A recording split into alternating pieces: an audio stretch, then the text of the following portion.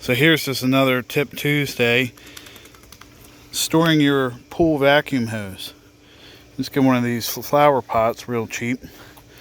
Cool it up around there. There's even plenty of room to put the net and other different things in there. And you could even cover it if you wanted. Hey, thanks for watching the video. Appreciate your time. Please leave a comment down below. We're all about sharing knowledge and bouncing ideas off of each other. That's what YouTube's all about, and that's what my channel's all about. If you liked the video, please hit that like button. And if you want to stick around for some more, please subscribe. Again, appreciate it. See you on the next one.